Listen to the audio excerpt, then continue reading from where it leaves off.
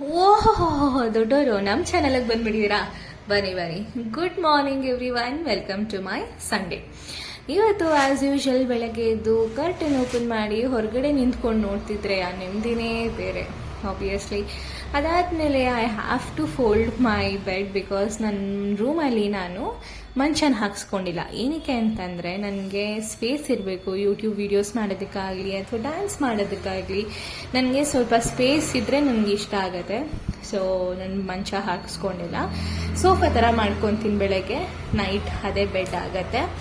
If I am not travelling anywhere obviously ನಾನು ಸ್ವಲ್ಪ ಮನೇಲಿ ಇರೋಕ್ಕೆ ಇಷ್ಟಪಡ್ತೀನಿ. So as usual Sunday goes by cleaning. ಕಸ ಗುಡಿಸಿ ಮನೆ ಒರೆಸಿ ತಿಂಡಿ ತಿಂದು ಅದಾದಮೇಲೆ ನನ್ನ ಫೇವ್ರೆಟ್ ಶೋಸ್ ನೋಡೋಕ್ಕೆ ಶುರು ಮಾಡ್ತೀನಿ. ಫಾರ್ ನಾವ್ ಇಟ್ ಇಸ್ ಲಾಬ್ರಿಯಾ. ಸ್ವಲ್ಪ ಎಳ್ದಿದ್ದಾರೆ ಅಂತ ಅನಿಸ್ತು, but come on, Gavin has perform extraordinary well. So ನನಗೆ ಇಷ್ಟ ಆಯಿತು. ಅಷ್ಟೊತ್ತಿಗೆ 4:15 ಆಗೇ ಹೋಗಿತ್ತು. ಏನೇನು ಮಾಡಿದೆ ನೋಡಿ. ಸೊ ಜೀವನದಲ್ಲಿ 2 ಕ್ಯಾಟಗರಿ ಜನ ಇರ್ತಾರಂತೆ.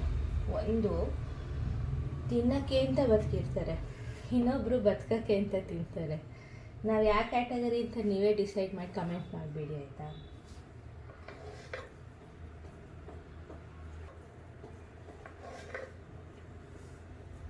ಈ ಥರ ತೆಳ್ಳು ಹೆಚ್ಕೋಬೇಕು, ತೆಳ್ಳಿ ಫಿಶ್ ಓದಾಡುತ್ತಲ್ಲ ಹಂಗೆ.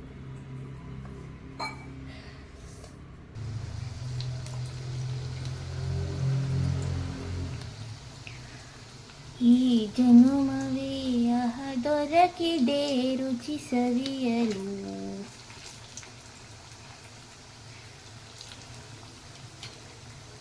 ನಮ್ಮಮ್ಮ ನಮ್ಮನ್ನ ಏನಾದ್ರು ಒಂದಿನ ಬಿಟ್ಟು ಓಡೋಗ್ಬಿಟ್ರೆ ಗೈಸ್, ಅದು ಒಂದೇ ಒಂದು ರೀಸನ್ ಆಗಿರತ್ತೆ. ಏನೇ ಹೇಳಿ ಗೊತ್ತಾ, ನಮ್ಗೆ ಅಡುಗೆ ಮಾಡ್ಕೊಳಕ್ಕಾಗ್ತಿಲ್ಲ.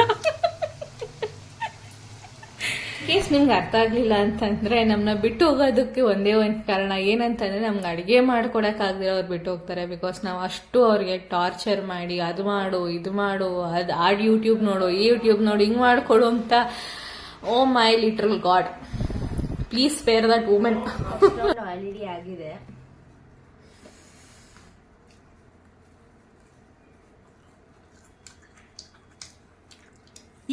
ಚೆನ್ನಾಗಿದೆ.